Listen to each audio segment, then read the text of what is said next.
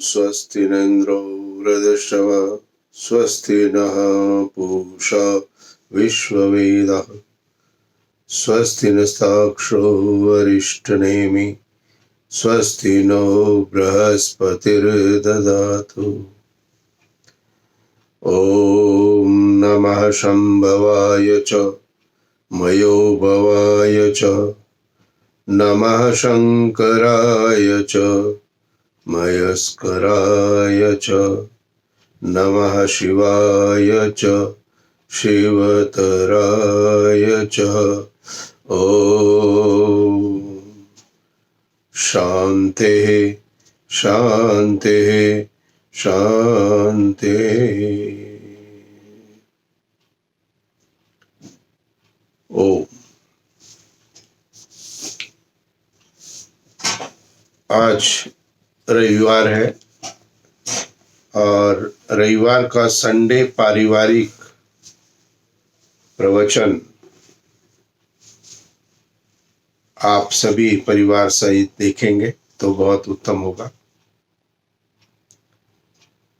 गत 3 रविवार के जो मेरे पिछले वीडियो है उसमें 3 वेद मंत्रों की व्याख्या मैंने की है।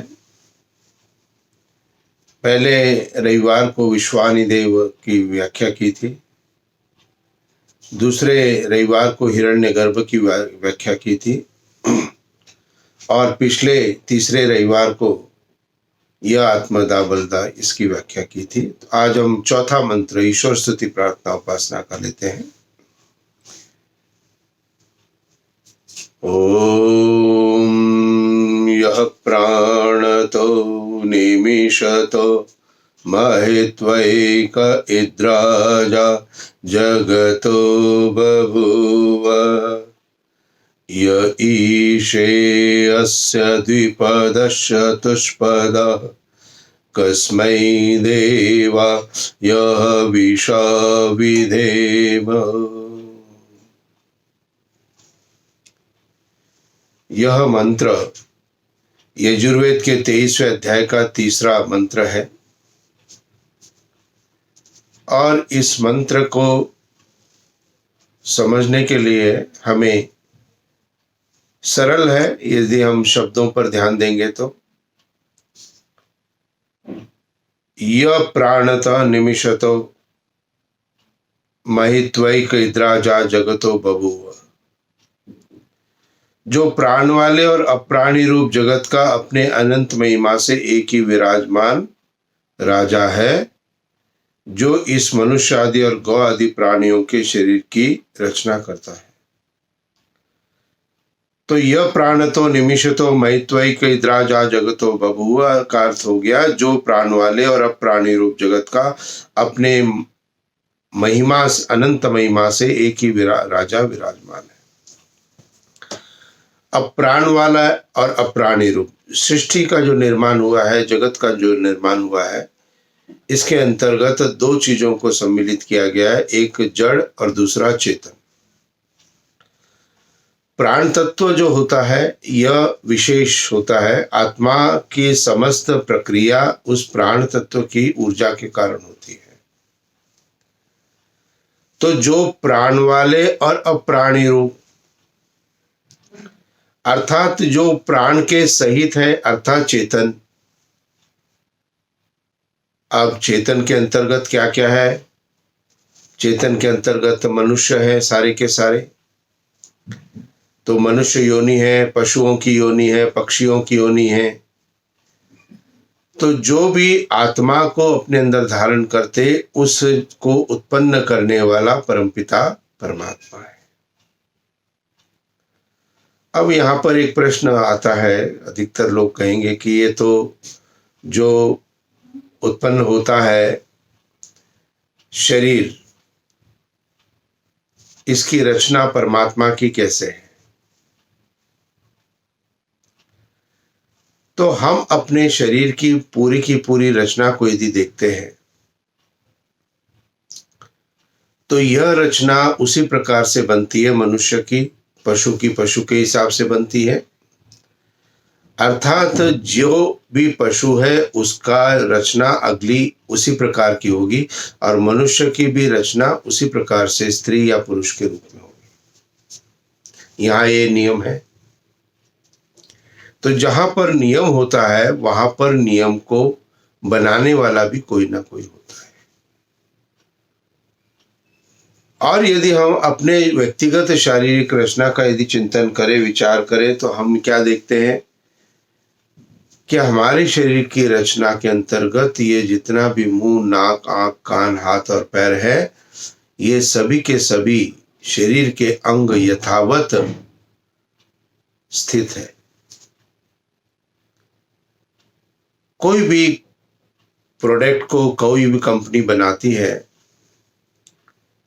तो उस प्रोडक्ट को बनाने के बाद जब वो उसकी मार्केटिंग करती है तो उसकी विशेषताएं बता देती है और उस समय की उस प्रोडक्ट की वो बेस्ट चीज होती है जिसको कि वो मार्केटिंग करते हैं। लेकिन कंपनी को एक साल भर बाद और अनुभव होता है कि इसके अंदर ये और नवीनता लाएंगे। पहले विचार नहीं आया, न पहले ध्यान किया था, न वो चीज स्थितियां उत्पन्न हुई थी, तो पहले वो स्थितियां तो उत्पन्न नहीं हुई। तो अब विचार जब आ गया तो क्या किया, उसके अंदर मॉडिफिकेशन किया प्रोडक्ट के अंदर, और प्रोडक्ट के अंदर जब मॉडिफिकेशन करके उसको एक नए स्वरूप के अंदर दिया तो फिर उसकी मार्केटिंग की। अब इसमें हमने ये और जोड़ दिया है और उस जुड़ाव के साथ अब ये उपलब्ध है और ये प्रक्रिया कभी भी समाप्त होने वाली नहीं है। क्यों नहीं है समाप्त होने वाली? क्यों नहीं एक ही बार में पूर्णतः रचना कर देता है प्रोडक्ट बनाने वाला? इसलिए क्योंकि वो मनुष्य की कृति है। जो भी पदार्थ, जो भी वस्तु, जो भी प्रोडक्ट को मनुष्य उत्पन्न करेगा उसके अंदर पूर्णता नहीं होगी। और यदि हमारा शरीर कोई प्रोडक्ट बनाया गया है मनुष्य के द्वारा तो इसके अंदर भी कमी होनी चाहिए। लेकिन हम अपनी पूरी शारीरिक रचना के अंतर्गत हमें देखते हैं कि हमारी शारीरिक रचना के अंतर्गत हमारे शरीर के सभी अंग यथावत है। कभी आपको अपने जीवन में यह महसूस नहीं हुआ होगा कि ये जो है नाक यहां नहीं होनी चाहिए, कहीं और होनी चाहिए। थोड़ी कल्पना करते हैं, विचार करते हैं कि रचना के अंदर, शारीरिक रचना के अंदर क्या क्या कमियां हो सकती थी। अब मान लीजिए प्रारंभिक रचना के अंतर्गत यदि हम ये कहें कि प्रारंभिक रचना के अंतर्गत आंखें जो है पीछे लगा दी। अब भोजन सामने आ गया और भोजन का ग्रास लिया, अब क्या खा रहे ये दिखता नहीं है क्योंकि आंखें तो पीछे है ना। तो आंख को पहले दिखाया और फिर सामने लेकर के भोजन किया। और यदि रचना पर हम ध्यान देंगे तो ये जो हमारा कोहनी का जो जोड़ है इस पर शायद हमने कभी ध्यान नहीं दिया। कोहनी का ये जोड़ जो है यदि नहीं होता, मान लीजिए रह गया प्रोडक्ट बनाने में, तो क्या होता? हाथ सीधा होता। और हाथ सीधा होता और जब कभी भी भोजन करना होता तो भोजन सामने है, आंखें भी सामने है, और लेकिन हाथ सीधा है तो भोजन का ग्रास तोड़ा, अब ये हाथ मुड़ता नहीं है, मुंह तक जाना कैसे जाएगा? तो इसको हम ऊपर ले जाते शायद और मुंह खोल करके और ऊपर से उसको खाते। शरीर की पांचों उंगलियां एक समान नहीं है। यदि ये समान होती तो हम इसका ग्रास नहीं बना सकते थे भोजन के लिए। हम किसी चीज को पकड़ने के लिए पकड़ नहीं बना सकते थे। तो ये समस्त शारीरिक रचना को जब हम अनुभव करेंगे तो उसके साथ साथ हम ये कहेंगे कि जो भी ये प्राण वाले जगत की उत्पत्ति की है वो सभी कुछ परमपिता परमात्मा ने की है। तो जो प्राण वाले और अप्राणी रूप अब अप्राणी रूप कौन सा है? यह है जड़ जगत पूरा का पूरा, समस्त सृष्टि, समस्त ब्रह्मांड। अब फिर से हम विचार करते हैं कि यह प्रकृति अपने आप हो गई क्या? थोड़ा सा विचार करेंगे तो हमें उस ईश्वर की दिव्यता को अनुभव करेंगे। यहाँ पर यह संदर्भ मंत्र में इसलिए दिया गया है कि इन चीजों को अनुभव करते हुए हम उस परम सत्ता, परम ब्रह्म का ध्यान करें, उसकी अलौकिकता, उसकी विशालता, उसकी व्यापकता को समझें, अनुभव करें। अन्यथा तो चीजें प्रोडक्ट है, सारी चीजें हमारे सामने है, दिनचर्या हमारी चल रही है और हम उसी प्रकार से कार्य को करते जा रहे हैं, सिंपल, बिना विचार किए। अब जब विचार किया तो क्या हो गया? ईश्वर के उस भाव को हमने अपने अंदर धारण कर लिया। अब जड़ जगत के निर्माण के अंतर्गत भी क्या है? नियम है। हर एक चीज के अंदर नियम है और उन नियमों के साथ ये समस्त ब्रह्मांड की रचना की गई है। सूर्य, चंद्र, पृथ्वी आदि ग्रह, अन्य अनेकों ऐसे हैं जो कि हमारी दृष्टि में अभी तक आए नहीं है। अनंत है, करोड़ों मील की यात्रा कर चुके हैं, लेकिन फिर भी और कितना है इसका कोई पता नहीं है। और ये समस्त अंतरिक्ष के अंदर हमारी पृथ्वी, सूर्य, चंद्र आदि, ये समस्त की जो भी है हमें दिखाई देते हैं, ये समस्त निश्चित रूप से ये जड़ पदार्थ है, जड़ तत्व है, लेकिन अंतरिक्ष में स्थिर है, अंतरिक्ष में स्थिर है। यानी कि उसको कोई आधार नहीं, पृथ्वी को संभालने के लिए कोई आधार नहीं, अंतरिक्ष में है, बीच में है। और कोई भी वस्तु पदार्थ यदि हम लेते हैं और उसको अंतरिक्ष में यदि हम स्थिर करने का प्रयत्न करते हैं तो स्थिर नहीं होती। क्यों? क्योंकि वो नीचे जाती है। तो ये समस्त ब्रह्मांड जो अचर जगत, यानी जिसमें प्राण नहीं है, वह समस्त जगत की रचना भी परमात्मा ने की है। उसको हम अनुभव करें, देखें। बहुत सारी बीमारियां हमारे जीवन काल में हमने अनुभव की है, आई है। जैसे एक बीमारी आई थी, टीबी। अब टीबी का जो इलाज चल रहा था, पहले प्रारंभ में कोई इलाज नहीं था उसका, लेकिन धीरे धीरे शोधकर्ता ने शोध किया और टीबी के टैबलेट्स बना दी गई। पोलियो भी एक ऐसा शारीरिक विकृति के लिए रोग था, उसका भी ड्रॉप बना दिए गए। आज जो भी नई बीमारियां हो रही है उनके ऊपर शोध चल रहे हैं, और इन बीमारियां जो आज उत्पन्न हुई, जो समय काल के बाद उत्पन्न हुई और आगे भी होती रहेंगी, इनका जो निवारण करने वाले जो साइंटिस्ट है, जो कि रिसर्च करते हैं कि इस बीमारी को किस प्रकार से हम समाप्त कर सकते हैं, तो क्या करते हैं वो लोग कोई टैबलेट या कोई लिक्विड, कोई ड्रॉप बना देते हैं और उसको खा लीजिए, आपकी बीमारी दूर हो जाएगी। कभी आपने विचार किया कि जब भी कभी आप बीमार होते हो तो जो टैबलेट आप खाते हो, जो दवाई आप खाते हो, उस दवाई के टैबलेट के मूल के अंदर क्या है, उसका बेस क्या है? तो उसका बेस कहीं ना कहीं किसी न किसी पेड़ पौधे का, पत्ती का रस औषधि के रूप में जो परमात्मा ने प्राप्त कराया, वो डाला गया है। तो हम देखते हैं कि बीमारियां तो आज हो रही है, लेकिन आज बीमारियां हो रही है, लेकिन इसकी औषधियां ये परमात्मा ने कब बना के दी हमको? सृष्टि के प्रारंभ में, आदि में। तो यहां पर मंत्र ये कहता है, यह प्राणतो निमिषतो महित्वैकद्राजा जगतो बभूव, कि जो प्राण वाले और अप्राणी रूप जगत का अपनी अनंत महिमा से एक ही विराजमान राजा है। ईश्वर अनेक नहीं है, इस बात को ध्यान रखिए। एक ही विराजमान राजा है। देवता अनेकों है, लेकिन ईश्वर एक है। ईश्वर और देवता में अंतर है। ईश्वर समस्त जगत सृष्टि का जो रचनाकार है, जिसका कि निज नाम ओम है, वह है ईश्वर।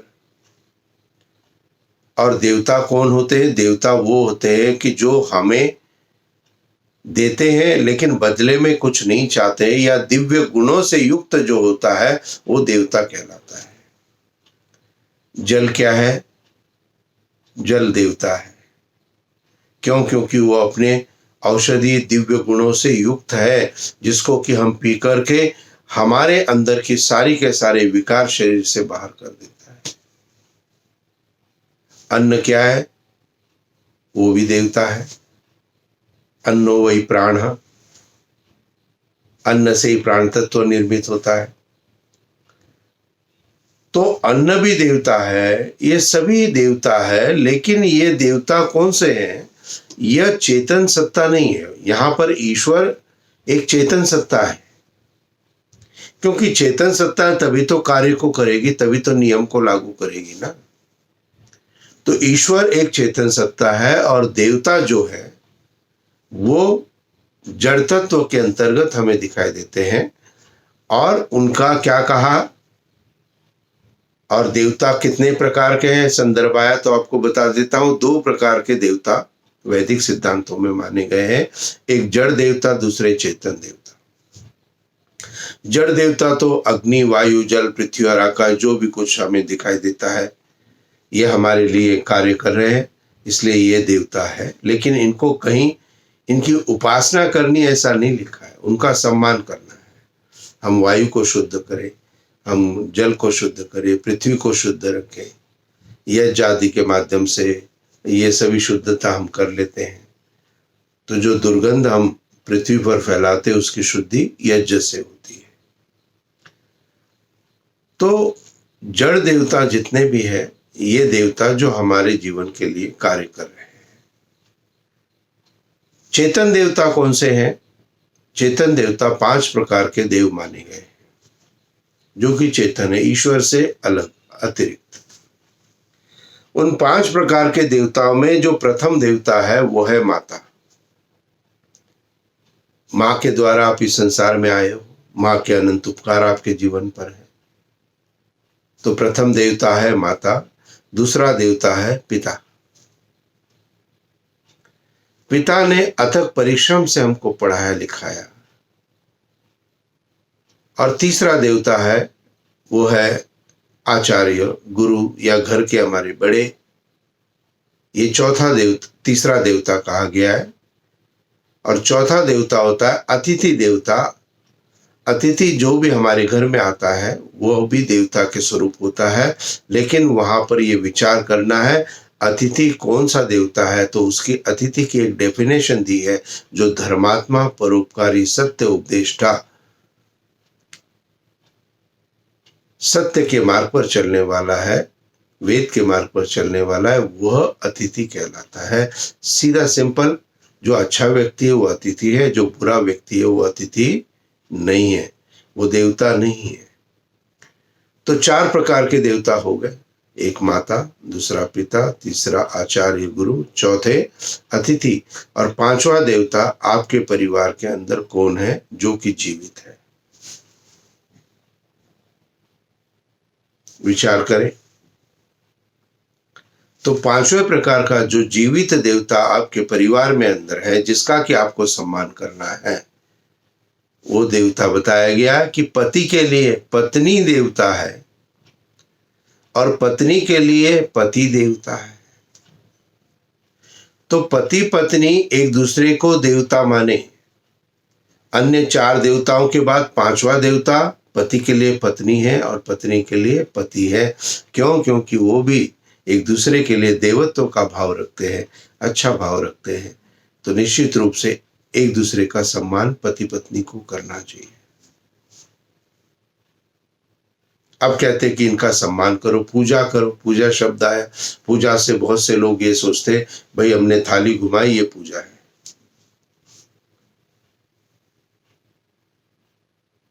तो जब हम कहते हैं कि भाई यह बालक पिता की माता की पूजा करता है, तो ये नहीं है कि वो उसके लिए थाली रोज घुमाता है, अपितु वो अपने माता पिता का बालक कहना मानता है, अच्छे आचरण के साथ चल रहा है, तो यही तो इनका सम्मान है माता पिता। तो माता पिता और आचार्य और अतिथि जो देवता है, उनमें माता पिता जो प्रथम दो देवता है विशेष महत्वपूर्ण हम सबको समझने चाहिए और माता पिता का सम्मान करना चाहिए। 3 बातें मैं बच्चों को माता पिता के सम्मान के लिए कहता हूँ। एक, पहला, माता पिता को प्रातःकाल उठ करके अभिवादन करे, नमस्ते जी करे, चरण स्पर्श करे, नमस्ते बोले।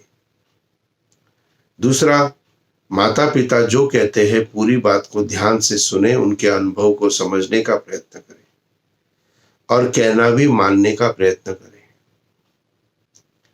तीसरा, विशेष महत्वपूर्ण आप सभी बच्चों के लिए है कि जब भी कभी आप अपने माता पिता से कभी भी आर्गुमेंट करते हैं, वाद विवाद कभी किसी बात पर होता है, ध्यान रखना बच्चों, आपकी आवाज माता पिता की आवाज से नीची होनी चाहिए। आधा घंटे तक आप आर्गुमेंट कर लो, लेकिन आपकी आवाज उनकी आवाज से नीची होनी चाहिए। ये 3 बातें जो है बच्चों को अपने माता पिता के सम्मान के लिए नित्य प्रति हर पल हर क्षण करनी चाहिए। यही उनका सम्मान है। और पति पत्नी को कैसे सम्मान करना चाहिए? तो पति पत्नी भी एक दूसरे को नमस्ते जी का प्रयोग करें। प्रातःकाल उठने के साथ ही पत्नी पति को नमस्ते जी बोले और पति भी पत्नी को नमस्ते जी बोले। कोई भी प्रथम बोल सकता है, लेकिन एक दूसरे को नमस्ते जी आवश्यक रूप से कहें। वेद के अंदर ये कहा गया है, सत्यार प्रकाश के चतुर समोल्लास में संदर्भ दिया गया है कि पति पत्नी जब भी मिले अथवा बिछड़े, नमस्ते जी से अभिवादन करें। नमते, मैं आपका सम्मान करती हूँ। नमते, नमस्ते, मैं आपका सम्मान करता हूँ। तो सम्मान की भावना पति पत्नी के अंदर जब आती है तो संतानों का निर्माण प्रारंभ होता है। तो यहाँ पर यह बताया गया है कि जो जड़ और चेतन को बनाने वाले परमपिता परमात्मा है।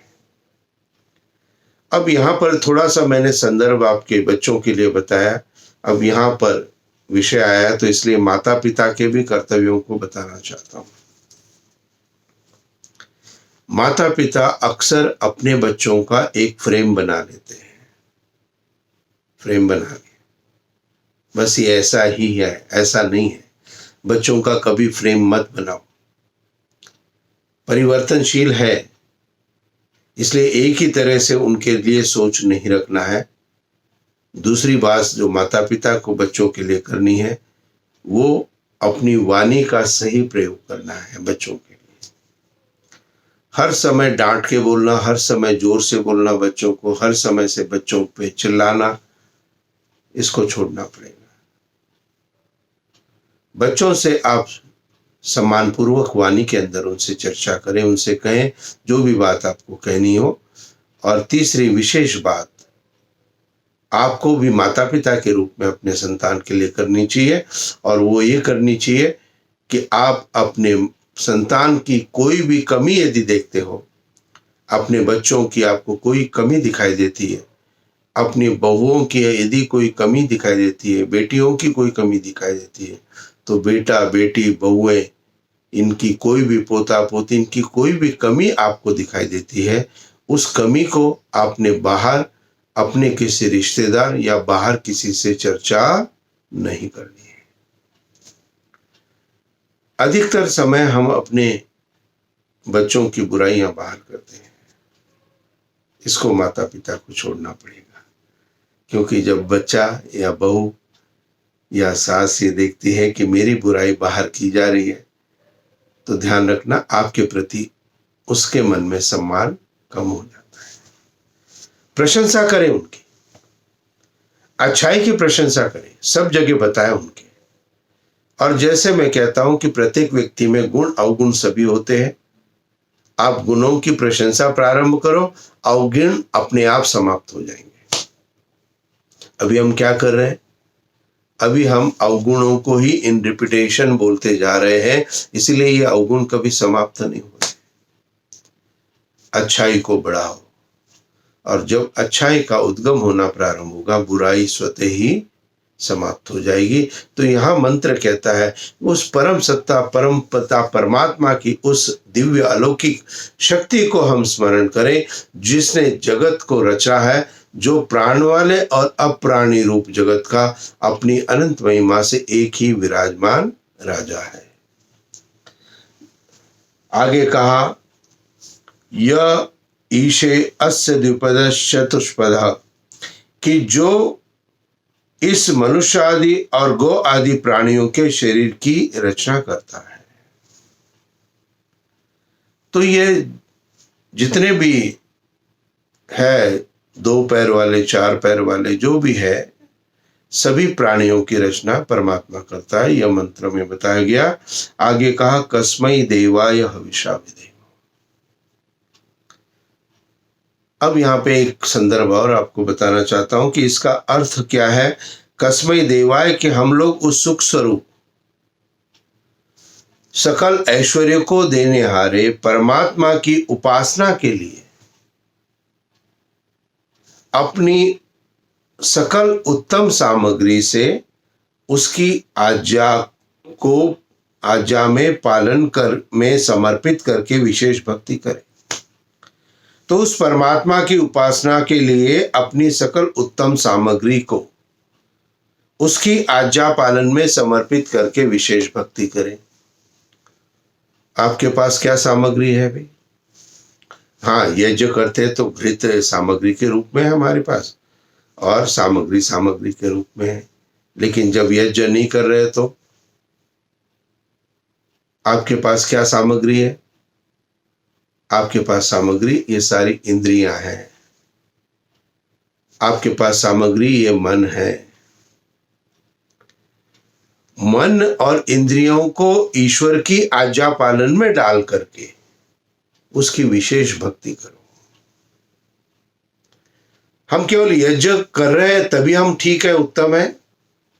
जब भी हम ध्यान कर रहे, उपासना कर रहे, तभी नहीं। बाकी समय भी मंत्र यहां प्रेरणा दे रहा है आपको कि बाकी के समय भी, दूसरे समय भी आपकी अपनी जो सामग्री आपको परमात्मा ने दी है, यह शरीर जो दिया है, इसके अंदर इंद्रियां है, मन है, बुद्धि है, इन सब को उस परमात्मा को समर्पित करते हुए उसकी आज्ञा पालन जो जो उसने कहा है वो हम करें। तो ईश्वर ने क्या कहा कि वाणी कैसे बोलनी चाहिए? तो वाणी के अंदर संतुलन होना चाहिए, ये उसकी आज्ञा है, तो हम पालन करें। तो मंत्र कहता है कि उस परमपिता परमात्मा की उपासना के लिए, उसकी निकटता के लिए हमें अपने पास जो भी सामर्थ्य, जो भी शक्ति है, जो भी हमारी व्यवस्था परमात्मा ने दी है, उस व्यवस्था को हम सही प्रकार से उसकी आज्ञा पालन करते हुए, अर्पित करते हुए उसकी हम उपासना करें। तो प्रारंभ में ईश्वर की दिव्यता को ध्यान करो, और दिव्यता को ध्यान करते हुए इस बात का संकल्प धारण करो मन के अंदर कि हम अपनी इंद्रियां और मन, बुद्धि, इन सभी सामग्री को परमात्मा की आज्ञा पालन में समर्पित करके अपने जीवन को उन्नत बनाएंगे। इसी भाव के साथ हमें अपने जीवन में आगे चलना है। तो रविवार का साप्ताहिक पारिवारिक प्रवचन आप अपने बच्चों के लिए, परिवार के साथ, बहू बेटियों के साथ, सबके साथ मिलकर के बैठकर देखने का प्रयत्न करें, और इससे उत्तमता आपकी बनी रहेगी। जैसे मैंने कहा है कि आप सभी लोगों ने, जिन्होंने सब्सक्राइब किया है मेरा चैनल, यह एक प्रभु की कृपा है मेरे ऊपर, जो कि मैं इतना समर्थवान बन सका हूँ कि आपके लिए मैं कुछ कर सकता हूँ। तो इसका लाभ तभी प्राप्त होगा जब आप इस चैनल को सब्सक्राइब करेंगे। और सब्सक्राइब करने का लाभ ये है कि मेरा जब भी वीडियो मैं अपलोड करूंगा यूट्यूब के ऊपर, तो आपको उसका नोटिफिकेशन आपके पास, मेरी फोटो, मेरा प्रवचन सामने, जैसे यूट्यूब के सामने सामने आ जाएगा उस दिन का। अन्यथा बाकी देखने हो तो आप मेरे उस अंदर जाकर के यूट्यूब के अंदर ही जो एक छोटे गोले के अंदर जो मेरी फोटो है उसको टैप करिए। वो टैप करने से एक और विंडो खुलेगी, उसके अंदर वीडियो ऊपर लिखा हुआ है, उस वीडियो को आप क्लिक करें तो मेरे जो 32-33 वीडियो जो मैंने डाले सब लाइन से आ जाएंगे, क्रम से आ जाएंगे। आपको सत्यार प्रकाश का छठा समोल्लास देखना है तो आप सत्यार प्रकाश का छठे समोल्लास पे क्लिक कर दीजिए और देख लीजिए। और सुविधा उपलब्ध है कि यह यूट्यूब को हम टीवी पर भी चला सकते हैं। तो प्रातःकाल हम क्यों ना यूट्यूब से द्वारा अपने घर के टीवी के ऊपर इसको चला दें, दैनिक प्रक्रिया के कार्य करते रहें और वाणी शब्दों को हम भी सुने और परिवार के अन्य जन भी सुने। शाम को भी इसको आप कर सकते हो। तो निश्चित रूप से दिन में 2 बार में से कोई भी एक बार, जो भी आपके लिए सुविधाजनक हो, टीवी के ऊपर भी इसको सबको सुनाने का एक प्रयत्न जरूर करें। कोई सुने या न सुने कोई बात नहीं, आवाज टीवी की बहुत धीरे रखें जिससे किसी अन्य को दिक्कत न हो, लेकिन शब्द का एक भी अंक यदि किसी के भी परिवार के जन के अंदर स्थिर हो जाएगा तो समझो कि वो जीवन का कल्याण का मार्ग प्रशस्त करेगा। तो हमें भी प्रयत्न करना है, केवल अपने तक सीमित नहीं रखना है, अभी तो अपने परिवार को एजुकेट करना है। और जितने लोगों को हम इसको भेज सकते हैं उतने लोगों को, जो हमारे रिश्तेदार हैं, परिवार के अन्य जन हैं, उनको भी हम प्रेरणा दें और इसको देखने का और सुनने का प्रयत्न प्रारंभ करें। आप सभी के लिए, विशेषतः बच्चों के लिए मेरा शुभ आशीर्वाद हमेशा है। आपको जो जो मैं कहता हूँ उसको आप अपने जीवन में धारण करो। और माता पिता को से भी मेरा आग्रह है, अपने बच्चों से, बहुओं से, बेटियों से, सबसे प्रेम भाव के साथ आप अपने व्यवहार को करना प्रारंभ करें। इति ओम शांति शांति शांति।